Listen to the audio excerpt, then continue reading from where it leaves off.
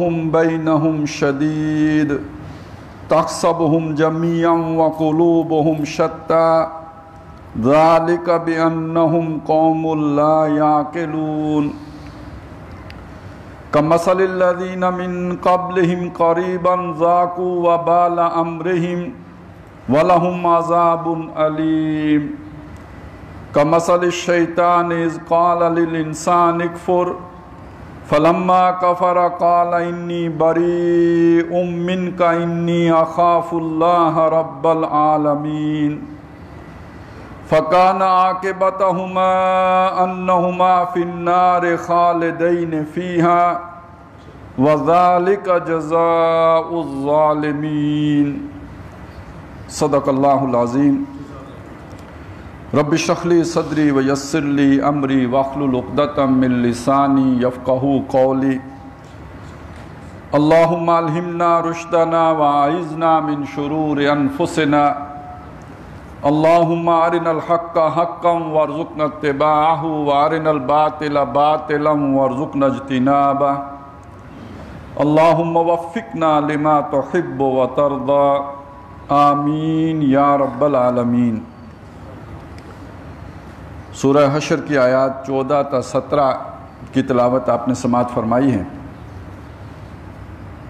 اور یہ سورہ حشر کا دوسرا رکوع ہے۔ پہلا رکوع جس میں کہ مخلصین اور وہ لوگ کہ جو اللہ تعالیٰ کے ساتھ، اللہ کے رسول صلی اللہ علیہ وسلم کے ساتھ مخلص ہیں اور توحید پر کامل یقین رکھتے ہیں، ان کے کردار کی ایک جھلک آئی تھی کہ وہ اپنے اس نظریے کے لیے اپنے جان و مال کی بازیاں کھیلتے ہیں، گھر بار چھوڑنے کے لیے تیار ہو جاتے ہیں، اور اپنے بھائیوں پر نچھاور کرنے والے بھی ہوتے ہیں جو ہجرت کر کے آئیں، لٹے پیٹے آئیں، انہیں جو ہے وہ کھلے بازو جو ویلکم کرنے والے، خوش آمدید کہنے والے، اور پھر یہ کہ اپنے بھائیوں کے حوالے سے دلوں میں کوئی کدورت، کوئی بغض، کوئی اناد، کوئی دشمنی نہ رکھنے والے، یہ وہ جان نثار ہیں جو در حقیقت اس آیت کا مصداق ہیں کہ ان صلاتی و نسکی و محیای و مماتی للہ رب العالمین، کہ بے شک میری نماز اور میری قربانی ہی کی طرح میرا جینا اور میرا مرنا بھی اللہ رب العالمین کے لیے ہے۔ تو یہ تو ان کے کردار کی جھلک ہے۔ مقابلے میں ان لوگوں کا کردار سامنے رکھا گیا کہ جو ایسے یکسو نہیں ہیں، جن کا اس نظریے کے ساتھ، یا جسے ہم ایمان کہتے ہیں اللہ پر، آخرت پر، وہ اتنا مضبوط نہیں ہے، لہٰذا وہ ہر دو طرف ان کے تعلقات ہوتے ہیں، دونوں متحارب یا جو بھی آپس میں کشاکش یا کشمکش میں مبتلا دھڑے ہیں، دونوں طرف وہ بنا کر رکھتے ہیں۔ مدینہ میں آپ کو معلوم ہے کہ ایک طرف نبی اکرم صلی اللہ علیہ وسلم اور ان کے یہ مخلصین جان نثار ہیں، وہ مہاجرین کی صورت میں ہوں یا انصار کی صورت میں ہوں۔ مقابلے میں ایک طرف وہ واضح اور کھلے دشمن ہیں جنہیں مشرکین مکہ آپ کہہ سکتے ہیں، اور اسی کے ذیل میں پھر ارد گرد کے دیگر قبائل جو ان کے ساتھ جڑے ہوئے ہیں، اور کچھ وہ مارے آستین ہیں جو جڑے ہوئے تو محمد رسول اللہ صلی اللہ علیہ وسلم کے ساتھ ہیں، لیکن یہ کہ ان کی دوستیاں اور قلبی تعلقات دشمنان رسول یا دشمنان دین کے ساتھ بھی اسی طرح استوار ہیں جیسے ایمان لانے سے پہلے استوار تھے۔ تو ان میں سے خاص طور پر مدینہ میں رہنے والے وہ لوگ کہ جن کے پہلے سے تعلقات یہودیوں کے ساتھ تھے، ان کا ذکر ہے جو اس رکوع میں کیا گیا ہے، اور یہ بنو نذیر ہیں، ایک قبیلہ جو 3 قبیلوں میں سے ایک قبیلہ ہے یہودیوں میں سے۔ ان کو جب انہوں نے کوئی سازش کی، اور سازش بھی بہت بڑی کی کہ نبی اکرم صلی اللہ علیہ وسلم کو قتل کرنے کی سازش کی، تو اس کی اور معاہدہ توڑ دیا، تو اس کی پاداش میں انہیں مدینے سے نکالنے کا گویا اعلان تو نہیں ہوا لیکن مشاورت چلی۔ جب یہ باتیں چل پڑی تو اس پر پھر اب جو منافقین تھے، منافقین کون ہیں؟ جنہوں نے ظاہراً ایمان لایا ہے، جن کا دعویٰ ہے کہ ہم محمد رسول اللہ کے ساتھی ہیں، لیکن در پردہ دوستیاں یا تعلقات یا ابھی بھی ان کی وابستگیاں اپنے سابقہ تعلق داروں کے ساتھ اور اپنے پرانے بزرگوں کے دوستوں کے ساتھ جو ان کی تو تھی۔ اب یہ وہ لوگ ہیں کہ جنہوں نے پھر ان کو پیغامات بھیجنے شروع کیے کہ آپ گھبرانا نہیں، ہم آپ کے ساتھ ہیں، اگر آپ کو یہاں سے نکالا گیا تو ہم بھی احتجاجاً آپ کے ساتھ یہاں سے نکل جائیں گے، اور اگر آپ پر جنگ مسلط کی گئی ہم آپ کا ساتھ دیں گے۔ یعنی آپ نکلے نہ، آپ کو زبردستی اگر نکالا گیا تو ہم آپ کا ساتھ دیں گے، آپ کی طرف سے لڑیں گے، اور بالفرض آپ کو نکلنا پڑا تو ہم آپ کے ساتھ نکل جائیں گے۔ سب سے پہلے اللہ تعالیٰ نے بتایا، جو ہم نے پچھلے جمعے میں پڑھا بھی، کہ اگر ان پر جنگ مسلط کی گئی، یہ دعویٰ کر رہے ہیں ان کا ساتھ نہیں دیں گے، اور اگر انہیں نکالا گیا تو یہ نہیں نکلیں گے۔ اس کی بنیاد کیا ہے؟ کیوں نہیں نکلیں گے؟ اس لیے نہیں نکلیں گے کہ اصل میں ان کو جو ان کا مقصود ہے وہ ہے مال و جان کا تحفظ کرنا۔ یہ خطرات مول لے ہی نہیں سکتے۔ اگر ان کے اندر خطرات مول لینے کا مادہ ہوتا تو یہ محمد الرسول اللہ سے کیوں پسپائی اختیار کرتے؟ ان کا ساتھ دیتے نا، حق کا ساتھ دیتے، حق کو قبول کر لیا تھا، حق کو مان لیا تھا، اسے تسلیم کر لیا، اس کا اعلان بھی کر لیا۔ وہاں سے پیچھے کیوں ہٹے؟ دل و جان سے ساتھ کیوں نہیں دیا؟ اس لیے کہ جان عزیز ہے، اس لیے کہ مال عزیز ہے، اس لیے کہ اپنے مفادات عزیز ہیں۔ تو جن کو جان و مال و مفادات عزیز ہوں وہ کسی دوسرے کی کیسے مدد کریں گے اور اس کا کیسے ساتھ دیں گے؟ اس لیے اللہ نے فرمایا یہ جھوٹے ہیں، یہ نہیں یہ کام کرنے والے، اور اگر انہیں نکالا گیا تو یہ ان کے ساتھ نہیں نکلیں گے، اور اگر ان پر جنگ مسلط کی گئی ان کا ساتھ نہیں دیں گے۔ بالفرض دے بھی دیا تو جب مشکل کو اور گھمسان کا جب رن پڑے گا یہ بھاگ جائیں گے، یہ کھڑے نہیں رہیں گے، وہاں سے دوڑ جائیں گے۔ اور اسے کنکلوڈ اس پہ کیا، انتم اشد رہبۃ فی صدورہم من اللہ، اے مسلمانوں ان کے دلوں میں تمہارا ڈر اللہ کے ڈر سے زیادہ ہے۔ یہ اللہ سے نہیں ڈرتے لیکن تم سے ضرور ڈرتے ہیں۔ یہ جو تھوڑا بہت اسلام ظاہر کرتے ہیں یہ تمہارے ڈر کی وجہ سے کرتے ہیں، وگرنہ یہ کہ اللہ سے ڈریں تو جو پیٹھ پیچھے کیسے باتیں کریں؟ اللہ تو ان کے خفیہ اور ظاہر سب کے جاننے والا ہے، لہذا ان میں اتنا ایمان بھی نہیں کہ اللہ کا کچھ ڈر ان کے، کچھ رمق ہی ان کے دلوں میں ہو۔ البتہ تمہارے ڈر کی وجہ سے تھوڑے بہت اسلام پر عمل کر لیتے ہیں، تو یہ ایمان سے حقیقت کے اعتبار سے بالکل فارغ ہیں، ایمان سے بالکل تہی دامن ہیں۔ البتہ یہ کہ ایک قانونی سہارا ہے، کلمہ پڑھتے ہیں اور حضور کے ساتھ وابستگی کا اعلان کرتے ہیں، اس کی وجہ سے دنیا میں انہیں تحفظ حاصل ہے، وگرنہ یہ کہ ان کے دل میں ایمان کی رمق نہیں ہے، یہ اللہ سے نہیں ڈرتے، البتہ یہ کہ تم سے ڈرتے ہیں۔ اب اس کے بعد ایک اور ان کی بات بتائی، اور یہ بھی بہت اہم ہے اور اس میں ہمارے لیے بھی بڑا سبق ہے۔ فرمایا لا یقاتلونکم جمیعا، یہ کبھی تم سے جنگ نہیں کریں گے۔ اب جمیعہ کا ایک معنی ہوگا اکٹھے ہو کر، مل کر، اور یہاں جمیعن کے اس معنی کا مطلب ہوگا بنیان مرصوص بن کر، ایکا کر کے، متفق ہو کر۔ اور اس کا ایک معنی وہ بھی ہو سکتا ہے جو ہمارے ہاں ایک محاورہ استعمال ہوتا ہے، دل جمعی کے ساتھ، یعنی یکسو ہو کر۔ ایک آدمی پوری طرح جو کمیٹڈ ہو تو اسی درجے میں اس کے اندر ڈٹرمنیشن آتی ہے اور وہ ایثار و قربانی اس کے اندر پیدا ہوتی ہے، وہ دل جمعی کے ساتھ، کوئی سیکنڈ تھاٹ نہیں آتی، یکسو ہوتا ہے آدمی، بالکل یکسو ہو کر مقابلہ کرتا ہے، وہ اس کا ایکشن ہی کوئی اور ہوتا ہے۔ ڈبل مائنڈڈ آدمی، کہیں ایسا نہ ہو جائے کہیں ویسا نہ ہو جائے، اس کے عمل کے اندر وہ بے ساختگی نہیں ہوتی۔ تو یہاں دونوں معنی ہیں، ان کے اندر آپس میں ایکا ہو ہی نہیں سکتا، ان کی بنیان مرصوص بن ہی نہیں سکتی، اور یہ جمیعاً یعنی مل کر ایک سیسا پلائی دیوار بن کر تم سے کبھی جنگ نہیں کر سکتے۔ اور دوسرا معنی یہ کہ اپنی دل کے مضبوطی کے ساتھ، دل جمعی کے ساتھ یکسو ہو کر ان میں سے کوئی ایک فرد بھی تمہارے مقابلے میں نہیں کھڑا ہو سکتا۔ اب اس کو ذرا دیکھیں، ابو جہل کا اگر آپ جائزہ لیں گے تو اس کی یہ کیفیت نہیں ہے۔ ابو جہل دل جمعی سے لڑے گا اور میدان میں آ کے لڑے گا، اور اس کی گردن بھی کٹ رہی ہوگی تو وہ کہے گا بھائی میں سردار ہوں، کہیں اوپر سے کاٹو گے نیزے پہ چڑھاؤ گے تو چھوٹی نظر آئے گی، نیچے سے کاٹنا تاکہ نیزے پہ چڑھاؤ تو اونچی نظر آئے، سردار کی گردن ہے۔ تو وہاں آپ کو کرج بھی نظر آئے گی، دل جمعی بھی نظر آئے گی، اس میں ڈیووشن بھی نظر آئے گی۔ یہ اور مخلوق ہے، اس کو سمجھ لیجئے، یہ وہ لوگ ہیں کہ جو یہ تو اپنے جان و مال انہیں عزیز ہے، نہ انہیں نظریہ کوئی بھی نہیں عزیز، یہ حقیقت کے اعتبار سے نہ اسلام کی طرف ہیں نہ اسلام دشمنی کی طرف ہیں، یہ تو بس اپنا مال و اسباب بچانے کے چکر میں ہیں۔ تو جو ایسے لوگ ہوتے ہیں وہ در حقیقت کسی نظریے کے نہیں ہوتے، ان کے اندر خلوص اور اخلاص نام کی کوئی شے نہیں ہوتی۔ علامہ اقبال نے بڑی پیاری بات کہی ہے کہ محکوم ہے بیگانہ اخلاص و مروت، ہر چند کے منطق کی دلیلوں میں ہے چالاک۔ یہ لوگ چالاک تو بہت ہوتے ہیں، باتیں تو بہت بنا لیتے ہیں، ان سے پریزنٹیشن لیں تو معلوم ہوگا کہ ساری جنگ آپ جیت گئے ہیں، لیکن یہ کہ جب عمل کا وقت آئے گا تو اس وقت یہ کہ ان کی آپ شکل ڈھونڈتے پھریں آپ کو نظر ہی کہیں نہیں آئیں گے۔ یہ ہے در حقیقت ان کی کیفیت۔ خلوص و اخلاص نہ ان کا کفر کے ساتھ ہے، خلوص و اخلاص نہ ان کا جو ہے وہ کسی دین کے ساتھ ہے۔ ہمارے ہاں آپ نے اگر مثال اس لیے سامنے ہوتی ہے نا کہ اس سے یہ ابھی تو ہم ایک ماضی کی بات کر رہے ہیں گزری ہوئی، تو اپنی مثال کوئی سامنے ہو تو وہ چیز ذہن میں پھر بیٹھ جاتی ہے، اچھی طرح جم کے وہ مضمون ذہن میں راسخ ہو جاتا ہے۔ اب آپ دیکھیں نا کہ ہم نے پاکستان بنایا، ایک نظریے کے تحت بنایا، اب اس میں وہ لوگ بھی شامل ہو گئے جو اس نظریے کے ساتھ وابستگی رکھتے تھے، جن کے دلوں میں خلافت کے خاتمے کی وجہ سے کسک تھی، وہ چاہتے تھے خلافت بحال ہو، تا خلافت کی بنا دنیا میں ہو، پھر استوا لا کہیں سے ڈھونڈ کر اسلاف کا قلب و جگر۔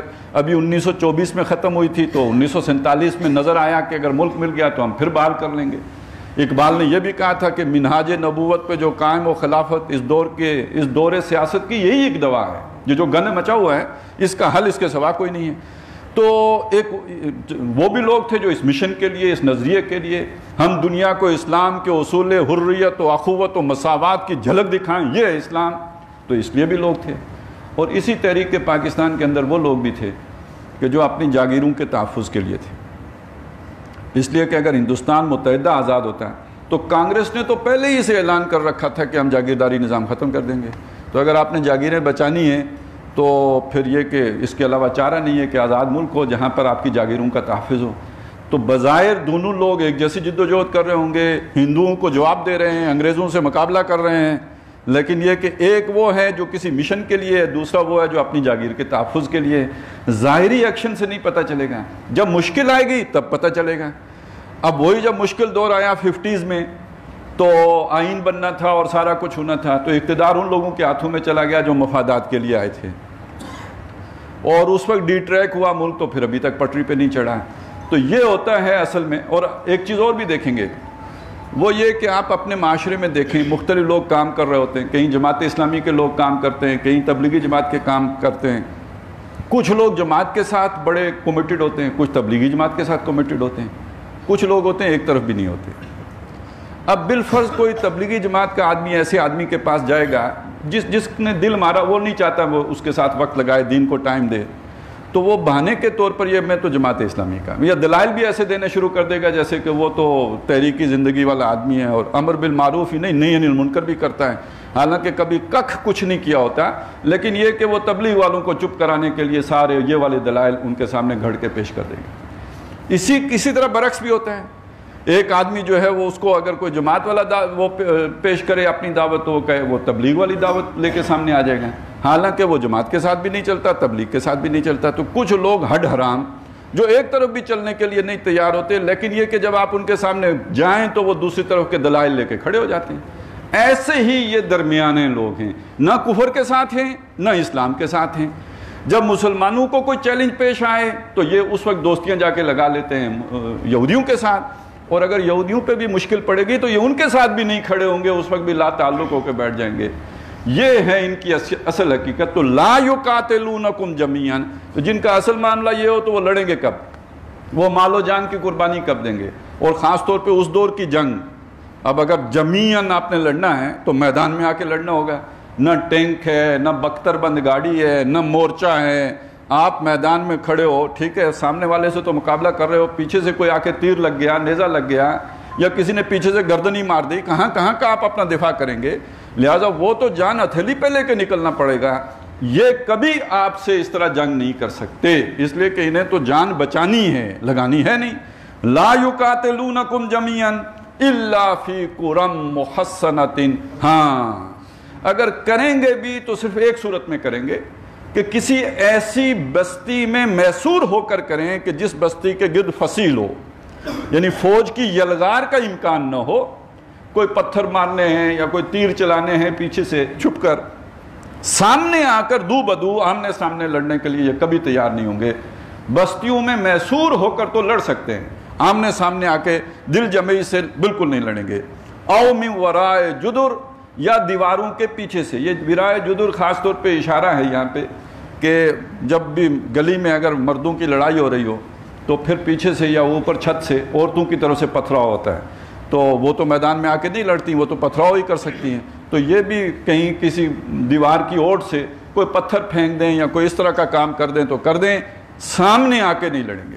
ویسے ذہن منتقل ہوتے ہیں اس چیز کی طرف کہ آج جدید دور کی جو جنگ ہے وہ ساری کی ساری در حقیقت یہی ہو گئی ہے۔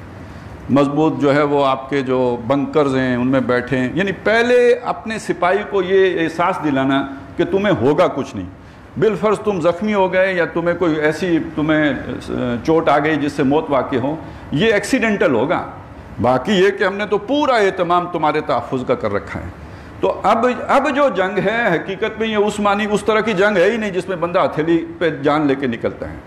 اب تو اس نے جو ہے پہلے تو وہ مورچے میں بیٹھے گا، پھر یہ ہے کہ وہ ٹینک بنایا ہے آپ نے، اس پر مستضاد یہ کہ اسے بلٹ پروف جیکٹ پہنائیں گے، ہیلمٹ پہنائیں گے، یہ سب کچھ کرنے کے بعد بھی اب تو خیر 40,000 50,000 فٹ کی بلندی پہ چڑھ کے جو ہے آپ کارپٹ بمباری کرتے ہیں۔ یہ سارا انسان اور یہ سارے جو بیلسٹک میزائل ہیں اور بین البر اعظمی میزائل بنائے گئے، کیوں بنائے گئے؟ کہ کہیں ہمیں جا کر میدان میں کھڑے ہو کے نہ لڑنا پڑے۔ تو یہ ساری وہی بات ہے کہ جس کو یہاں پہ بیان کیا گیا، ورائے جدر، اپنی حفاظت کا سامان پہلے کر کے، یا قرم محسنتن، جو بھی آپ نے کوئی پیٹریاٹ سسٹم بنایا ہے یا جو کہ کوئی میزائل آئیں تو آپ ادھر ہی انہیں برباد کر دیں، تباہ کر دیں۔ اس کے بغیر تو جنگ کرنے کے لیے کوئی تیار، اپنا خطرہ مول لے کے لڑنے کے لیے کوئی نہیں تیار۔ تو یہ وہی چیز ہے کہ جو وہاں پہ یہودیوں کے اندر بھی تھی اور منافقین کے اندر بھی تھی۔ اگلی بات یہ بتائیں، پہلی تو یہی ہو گئی نا کہ ان کی یہ دل جمعی سے نہیں لڑیں گے۔ ایک بات اور آ گئی، باسہم بینہم شدید، ان کی آپس کی جنگ بڑی سخت ہے۔ اب بظاہر دیکھیں، آج بھی ہم دیکھیں دنیا کو، ہم کہتے بھی ہیں الکفر ملت واحدہ، سارے کفر جو ہے ایک ملت ہو کے مسلمانوں کا راستہ روکنے کے لیے اور انہیں گزن پہنچانے کے لیے اور انہیں تکلیف پہنچانے کے لیے، یوں سمجھے لگتا یہ کہ ایک مٹھی ہے۔ اللہ یہ فرمانا ہے کہ باسہم بینہم شدید، ان کی آپس میں جنگ بڑی سخت ہے۔ تو اس چیز کو سمجھ لیجئے کہ بظاہر ایک نظر آنا اور بات ہے، اور دلوں کا اس طرح جڑا ہوا ہونا جس کی جھلک ہم نے پچھلے رکوع میں دیکھی کہ ایک شخص ہے وہ اپنا جان و مال لٹا کے آ گیا ہے، تو دوسرا شخص اسے جو ہے اپنا سب کچھ دینے کے لیے تیار ہے، اپنا گھر آدھا تقسیم کرنے کے لیے تیار ہے۔ وہ ایسا انداز ہے کہ اب خود پیاس لگی ہے تو بھائی کو پلانے کے لیے تیار ہے۔ اس طرح کا جو قلبی تعلق اور قربانی والا تعلق، یہ بغیر کسی نظریے کے ساتھ وابستگی کے ہو ہی نہیں سکتا۔ اب ذرا وہ حدیثیں ساری لے آئیے ذہن میں۔ اللہ کی محبت ہے، اللہ کی محبت کے ایکسٹینشن کے طور پر اللہ کے رسول کی محبت ہے، اور پھر اس کا نتیجہ یہ نکلے گا کہ جتنے اللہ اور رسول کے ماننے والے ہیں خلوص اور اخلاص کے ساتھ، ان کی محبت دل میں پیدا ہو جائے گی۔ یہ اسی محبت کی توسیع ہے۔ اور بڑی پیاری حدیث ہے، نبی صلی اللہ علیہ وسلم نے فرمایا کہ جب کوئی سایہ کسی کے لیے نہیں ہوگا حشر کے میدان میں، تو اللہ تعالیٰ ان لوگوں کو اپنے عرش کے سائے تلے جگہ دے گا جو اللہ کی محبت میں ایک دوسرے سے محبت کرتے ہوں گے۔ اب جس کو اللہ ہی سے نہیں محبت، جس کی زندگی کا کوئی نصب العین ہی نہیں، کوئی آدرش ہی نہیں، کوئی آئیڈیل ہی نہیں، وہ آپس میں محبت کی بنیاد کیا ہوگی؟ دیکھیں نا، آپس میں محبت کی کوئی بنیاد ہوتی ہے نا۔ آج بھی جدید دنیا میں کیا ہوتا ہے کہ اب اللہ تو محبوب کے درجے میں نہیں رہا، تو اس محبوب کی جگہ پہ کسی اور محبوب کو لا کے بٹھانا پڑتا ہے۔ وہ محبوب ہوتا ہے ملک، وطن کی محبت۔ آخر علامہ اقبال نے اتنی بڑی بات کہہ دی، تو محض شاعری کی ہے، اس کی کوئی حقیقت بھی ہے۔ ان تازہ خداؤں میں بڑا سب سے وطن ہے، جو پیرہن اس کا ہے وہ مذہب کا کفن ہے۔ کیوں؟ اس لیے کہ مذہب کی بنیاد اللہ سے محبت پر ہے۔ والذین آمنوا اشد حبا للہ، وہ لوگ جو ایمان رکھتے ہیں سب سے شدید محبت اللہ سے کرتے ہیں۔ اور اگر ایمان نہ ہو تو پھر کیا ہوتا ہے؟ وَمِنَ النَّاسِ مَن يَتَّخِذُ مِن دُونِ اللَّهِ أَندَادًا يُحِبُّونَهُمْ كَحُبِّ اللَّهِ، لوگوں میں سیانے، چالاک، عیار، مکار لوگ وہ اللہ کے ضد و ند مد مقابل بناتے ہیں اور ان سے محبت کرتے ہیں جیسے اللہ سے محبت کرنی چاہیے۔ مزے کی باتیں خود نہیں کرتے، لوگوں کو اس کی تلقین کرتے ہیں کہ یہ آپ کا محبوب ہے۔ یہ صرف ایک وطن کی بات نہیں ہے، ہر نیشنلسٹ رہنما وہ اپنی قوم کو اسی سطح پہ، اسی جگہ پہ بٹھائے گا جہاں پہ قرآن مجید اللہ تعالیٰ کو بٹھاتا ہے۔ اس کی وہ ہماری قوم، اور خود اسی قوم کو بیچے گا۔ لوگوں کی وابستگیاں، لوگوں سے قربانی لینے کے لیے، لوگوں کا خون ارزاں کرنے کے لیے وہ اس محبت کا بیج بوئے گا، خود نہیں کرے گا۔ خود بھی اگر محبت کرنے والا ہوتا تو پھر وہ کسی اور جگہ تک پہنچ جاتے ہیں۔ اس لیے کہ کسی کے دل میں کسی کے لیے بھی مخلصانہ محبت ہو تو محبت بالآخر اسے خدا تک لے جائے گی۔ آپ نے سنا ہوگا کہ عشق حقیقی کا راستہ عشق مجازی کی گلی سے گزرتا ہے۔ تو آپ اگر مخلص ہوں کسی لیلائی کے ساتھ مخلص ہوں تو بالآخر آپ کو جو ہے اللہ تک رسائی حاصل ہو سکتی ہے۔ یہ اگر مخلص ہوتے تو یہ سورج تک رک کیوں جاتے؟ یہ اگر مخلص ہوتے تو بتوں تک کیوں رک جاتے؟ یہ اگر مخلص ہوتے تو قوم ہی کی حد تک کیوں رک جاتے؟ مخلص ہوتے تو ملک کی حد تک کیوں رک جاتے؟ یہ اصل میں کوئی وطن شطن نہیں ہوتا، وطن ہی وطن ہوتا ہے، اپنے پیٹ کا ہوتا ہے۔ اور جیسے یہ تو خیر سمجھنا بڑا آسان ہے نا کہ جی مولوی لوگ ایسا کرتے ہیں، لوگوں کو ورگلاتے ہیں، افیون کھلاتے ہیں۔ مولوی نہیں کھلاتے، ہر وہ شخص جو اللہ سے ہٹ کر کسی اور کو محبوب بناتا ہے وہ افیون ہی بیچ رہا ہوتا ہے، بیچ نہیں رہا ہوتا، کھلا رہا ہوتا ہے۔ اور لوگوں کو افیون کھلا کے، محبت کا افیون کھلا کے ان سے جان اور مال اور عزت اور آبرو اور ہر شے کا نذرانہ وصول کر رہا ہوتا ہے۔ تو یہ نذرانہ نہیں، سود ہے پیران حرم کا، ایک پیران حرم ہی کا نہیں، یہ پیران وطن کا بھی سود ہے۔ اور یہ ہر اس مرید کا جو ہے وہ اس سے تقاضا ہوتا ہے کہ اپنے جو بھی الہ، جو ہم نے الہ تمہارے لیے بنایا ہے، اس کے لیے جان نچھاور کرو۔ اور اس کی ان قربانیوں کے صلے کے طور پر ایک کلاس وجود میں آتی ہے کہ جو مخدوم ہوتی ہے، جو خدمت کے لیے ہوتے ہیں، ان کی خدمت کی جاتی ہے۔ وہ اپنا بال بیکا نہیں کرتے، وہ انگلی نہیں توڑواتے، لیکن یہ کہ باقی سارے ان کے لیے اپنی جان نچھاور کرتے ہیں۔ تو اصل دھندا یہ ہوتا ہے۔ لیکن یہ کہ اس کے لیے کوئی بت کھڑا کیا جاتا ہے، کوئی محبوب کھڑا کیا جاتا ہے۔ تو اب یہ جہاں پہ مسئلہ یہ ہو کہ کوئی ایک معبود ہو نا، تو جوڑ کی بنیاد کیا بنے؟ بنیان مرصوص بنے تو کیسے بنے؟ وہاں تو توڑ ہی توڑ ہوگا، وہاں تو پھوٹ ہی پھوٹ ہوگی۔ تو یہ آپ کو ایک نظر آتے ہیں، حقیقت میں ایک نہیں ہے۔ تحسبہم جمیعا، یہ آپ گمان کرتے ہو کہ یہ ایک ہیں، وقلوبہم شتیٰ، دل پھٹے ہوئے ہیں۔ اچھا، اس کی ایک نفسیاتی حقیقت بھی ہے۔ ایک آدمی وہ ہے جو کسی مثبت جذبے کے تحت کام کرتا ہے، توحید، اللہ پر ایمان، اس کا تقاضا یہ ہے۔ اب اس مثبت بنیاد پر جو لوگ جمع ہوئے ہیں ان کے اندر تو وہ محبت پیدا ہوگی۔ کچھ لوگ اکٹھے ہوئے ہیں خوف کی بنیاد پر، کیا کریں بھائی، دشمن نے حملہ کر دیا ہے۔ آج دنیا میں دشمن گھڑے جاتے ہیں اس لیے کہ قوم کو متحد رکھنے کے لیے ضروری ہے کہ آپ کا کوئی دشمن ہو، یہ باقاعدہ ایک پالیسی ہے۔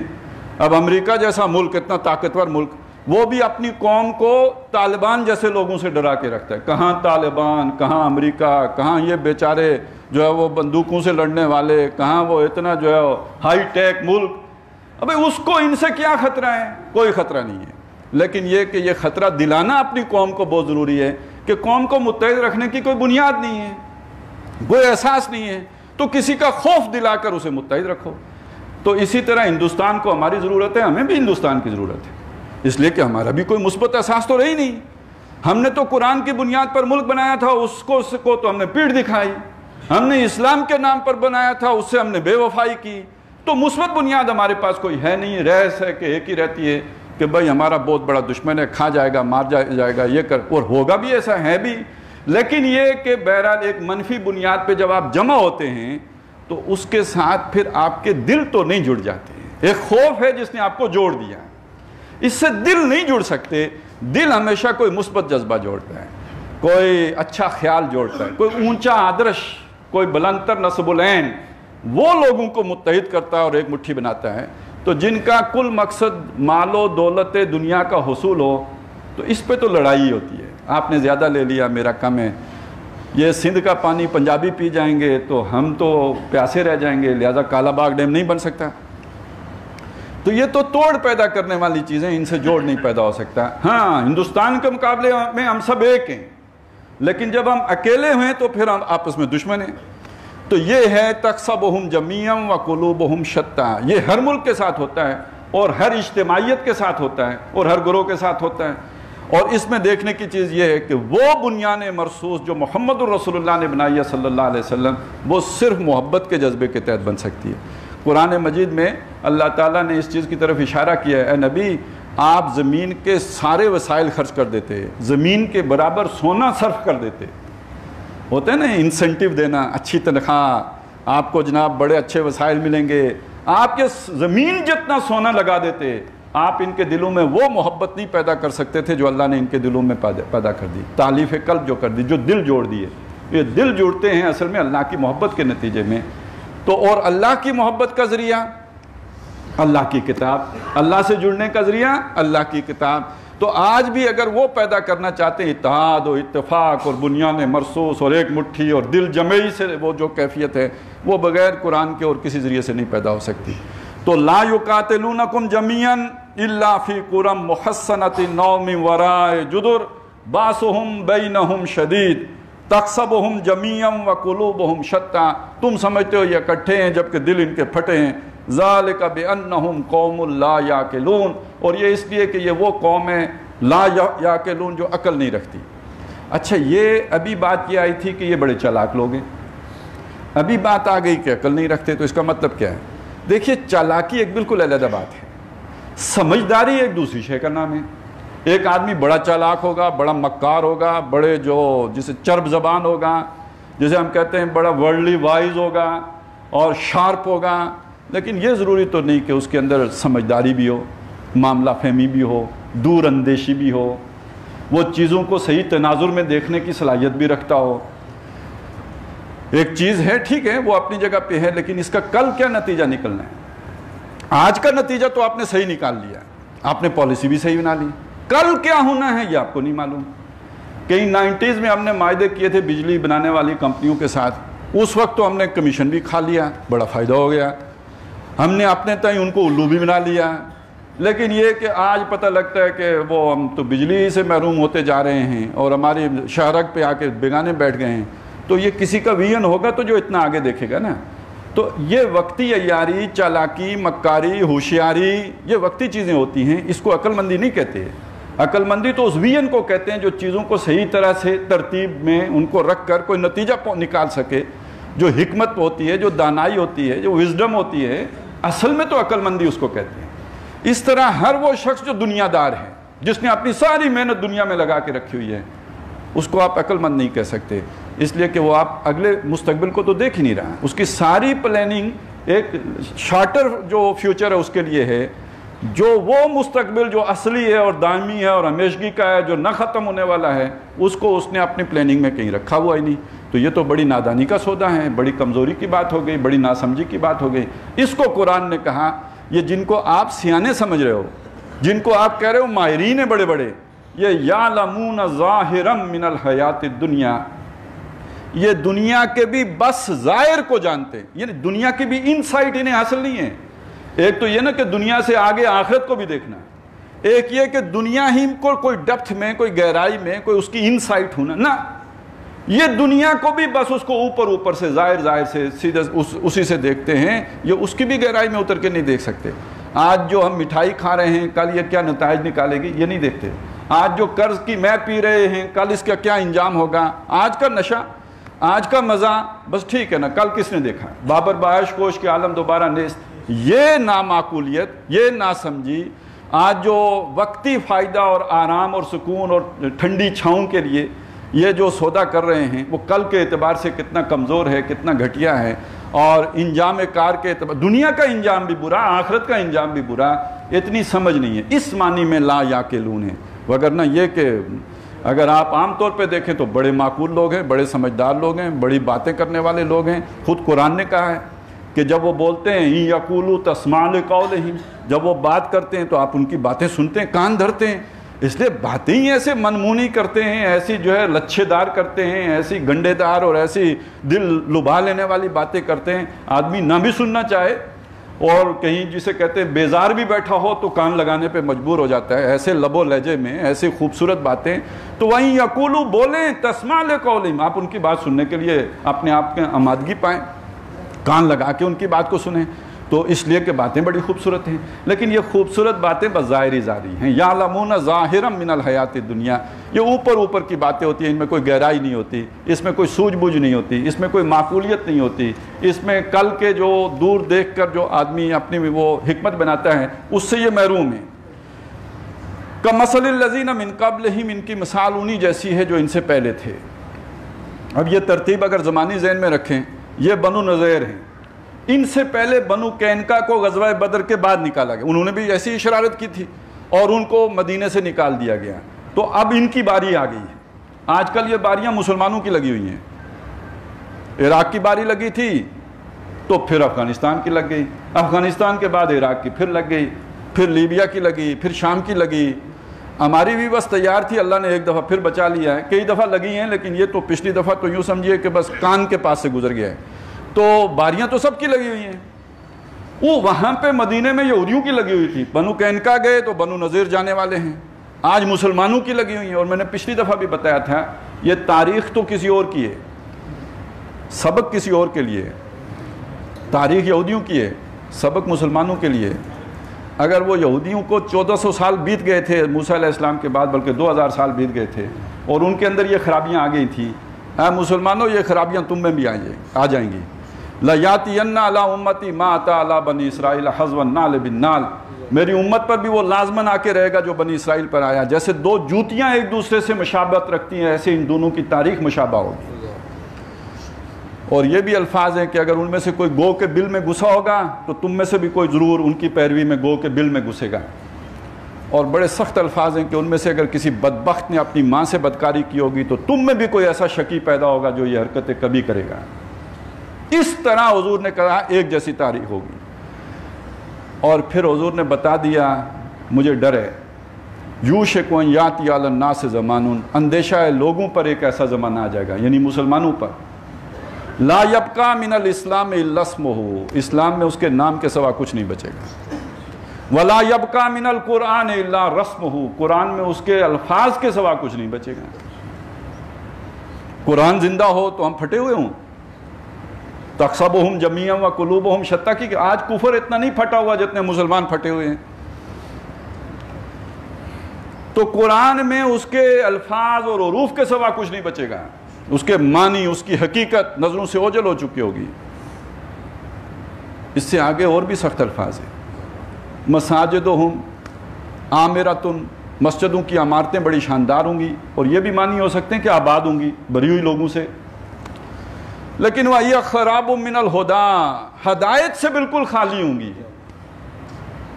رسم ہے جو نبھائی جا رہی ہوگی, رہ گئی رسم اذاں روئے بلالی نہ رہی, فلسفہ رہ گیا تلقین غزالی نہ رہی, رسم نبھائی جا رہی ہوگی. شدت سے شدت آتی جا رہی ہے. علماءہم, جو انہیں سمجھانے والے ہوں گے, جو انہیں واعظ نصیحت کرنے والے ہوں گے, جن کے بارے میں سمجھا یہ جائے گا کہ ان کے پاس علم ہے.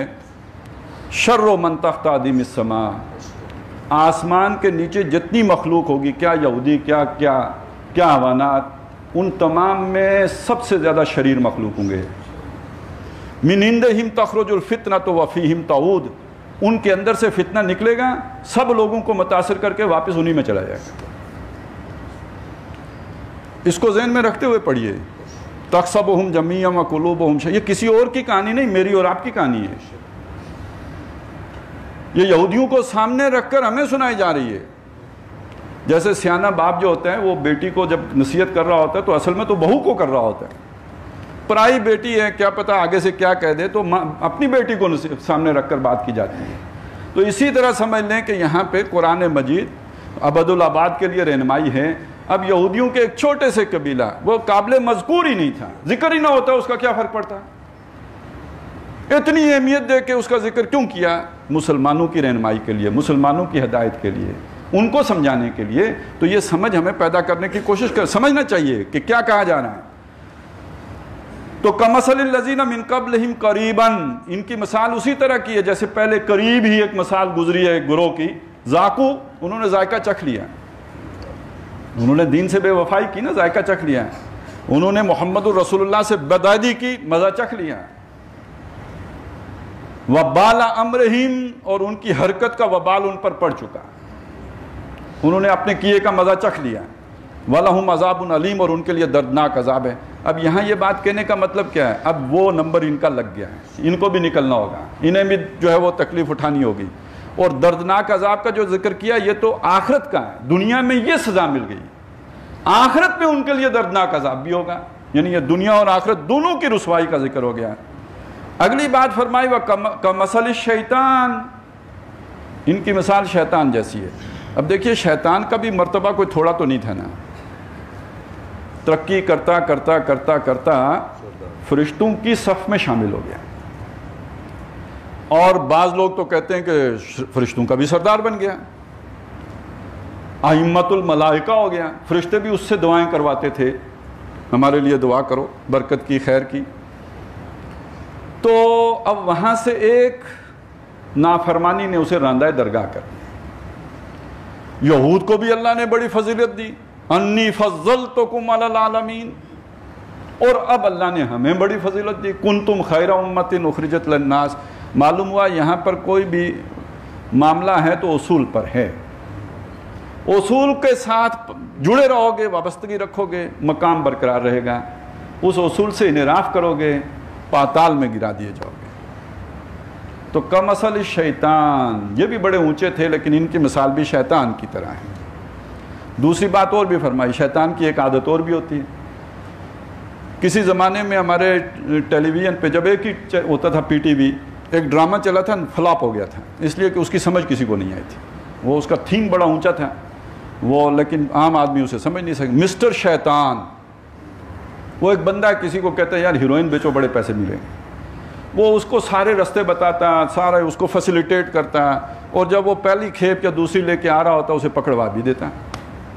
اب یہ ہم نہیں سمجھ سکتے یار ایسا ہمدرد کون ہوتا ہے جو آپ کو کسی کام پہ لگائے اور اس کے بعد آپ کو پھنسا بھی دے۔ تو یہ اصل میں وہ جو بھی میرا خیال ہے وہ رضوی صاحب تھے جو بھی اس کو وہ جو کنوے کرنا چاہ رہے تھے کہ شیطان یوں کرتا ہے، تو یہ بھی شیطان کی مثال جیسے ہیں، بندے کو ہلاشیری دیتے ہیں، اسے بوسٹ کرتے ہیں، اسے پش کرتے ہیں، آپ کرو ہم آپ کے ساتھ ہیں، کوئی بات نہیں ہے، قدم بڑھاؤ ہم تمہارے ساتھ ہیں۔ تو جب بندہ چارج ہو جاتا ہے اور سیدھا جناب آ کے میدان میں آمنے سامنے کھڑا ہو جاتا ہے تو وہ اس کے بعد ہاتھ ملائے بغیر رخصت ہو جاتا ہے۔ بلکہ یہ کہ جو واقعہ آتا ہے قرآن مجید نے سورہ انفال میں اس کا ذکر کیا ہے کہ ابو جہل کو جو دھوکہ دیا شیطان نے، انی جار لکم، میں تمہارا ساتھی ہوں، لا غالبکم اليوم، آج تم پر کوئی غالب نہیں آ سکتا۔ اور جب آئے کھڑے ہوئے وہاں پر، اس نے کہا انی اخاف اللہ رب العالمین، میں تو اللہ سے ڈرتا ہوں جو سارے جہانوں کا رب ہے، متقی بن کے چلا گیا۔ یہ نہیں کہا کہ میں دھوکے باز ہوں، یہ نہیں کہا کہ میں تو تجھے پھنسانے آیا تھا، اس نے کہا نہیں میں اللہ سے بڑا ڈرتا ہوں۔ تو یہ جو دعویٰ کر رہا ہو کہ میں اللہ سے ڈرتا ہوں تو یہ ضروری نہیں ہے کہ وہ واقعی اللہ سے ڈرتا ہو، وہ دھوکہ دینے کے لیے بھی بندے ہوتے ہیں جو کہتے ہیں اللہ سے ڈرتا ہوں۔ اب ایک آدمی آپ کو لے کے چلے میدان جنگ میں، حضرت حسین کو بھی تو لے کے آگے تھے نا رضی اللہ تعالیٰ عنہ۔ اب وہاں رات کو جنہوں نے کہا جی ہم تہجد پڑھنے کے لیے زندہ رہنا چاہتے ہیں، بڑی نیکی کا کام ہے، تہجد کی بڑی فضیلت ہے، تو اب بظاہر تو بڑی نیکی کی بات ہے، وہ ابھی ہم نے اشراق بھی پڑھنی ہے، چاشت بھی پڑھنی ہے، یہاں مر گئے تو یہ سارا کون کرے گا؟ تو وہ جب انہوں نے چراغ گل کیا تو غائب ہو گئے۔ تو یہ سارے دھوکہ دینے کے تو نہیں کہیں گے ہم نے آپ کو دھوکہ دیا، ہم نے آپ سے فراڈ کیا، ہم بزدل ہیں، یہ تو کوئی نہیں کہتا ہے۔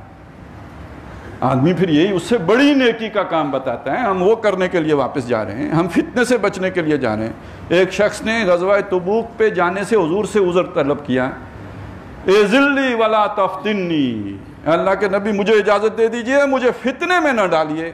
کیا فتنہ ہے بھائی؟ فتنہ یہ ہے کہ میں ذرا حسن پرست ہوں، سنا ہے کہ مغرب کی عورتیں بڑی خوبصورت ہوتی ہیں، کہیں میں وہاں جا کے پھنس نہ جاؤں، ایمان ہی کے لالے نہ پڑ جائیں، میرا ایمان غارت ہو جائے گا، تو مجھے آپ مدینے ہی میں میرے ایمان کو محفوظ رکھنے کے لیے مجھے یہاں چھوڑ دیں۔ اب اسے وہ ایمان کی پرواہ تھی یا جان کی پرواہ تھی؟ بہانہ ایمان کا بنا رہا تھا، لہذا اللہ نے تبصرہ کیا الا فی الفتنۃ سقطوا، جو فتنے میں تو گر چکے۔ تو جب قیام کا وقت ہو اس وقت جو سجدے میں گر پڑے تو وہ تو فتنے میں گر گیا، ویسے کہے گا تو یہ کہ میں فتنے سے بچنے کے لیے سجدے میں جا رہا ہوں، لیکن حقیقت میں تو وہ فتنے میں پڑ چکا۔ تو کمثل الشیطان، مثال ان کی شیطان جیسی ہے، اذ قال للانسان، جب وہ کہتا ہے انسان کو اکفر، کفر کرو، فلما کفر، جب آدمی کفر کرتا ہے، قال انی بریء منک، وہ کہتا ہے میرا تیرے کوئی تعلق نہیں، میں تو محب وطن ہوں، میں تو قانون کا پابند ہوں، میں تو ایسا کام کوئی بھی نہیں کرتا، چوری چکاری یہ وہ، یہ تو یہ میرا کام ہی نہیں، انی اخاف اللہ، میں تو اللہ سے ڈرتا ہوں، میں یہ کوئی لڑائی بڑائی کا کام کرنے کے لیے تیار نہیں ہوں۔ میں اللہ سے ڈرتا ہوں رب العالمین جو سارے جہانوں کا رب ہے. فکان عاقبتہما، تو انجام یہ ہے کہ ان دونوں کا ٹھکانہ، دونوں کا انجام، یعنی وہ فاعل اور مفعول دونوں، شیطان اور اس کا اعلی کار، انہما فی النار، کہ وہ ان دونوں کا ٹھکانہ آگ ہے، خالدین فیہا، ہمیشہ اس میں رہیں گے، وذالک جزاء الظالمین، تمام ایسے ظالموں کی یہی سزا ہے جو اللہ کو چکر دینے کی کوشش کریں، اسے دھوکہ دینے کی کوشش کریں. یخادعون اللہ والذین آمنوا، اس کے ساتھ ایمان والوں کو بھی دھوکہ دینے کی کوشش کریں، یہ ان کا بدلہ ہے. تو اللہ تعالی ہمیں یکسو ہو کر دین پر عمل کرنے کی توفیق عطا فرمائے، اور اس کے لیے جو بھی کبھی کوئی چیلنج آئے، کوئی قربانی آئے، تو اس میں ایسا نہ ہو کہ دنیا کے مفادات ہمارے پاؤں کی بیڑی بن جائیں، یا یہ کہ ہمارے لیے وہ ایک گلے کا توق بن جائیں. اللہ تعالیٰ دنیا کی ایسی محبت، ایسے فتنے سے ہر ایک کو محفوظ رکھے. اقول قولی ھذا واستغفر اللہ لی ولکم ولسائر المسلمین والمسلمات.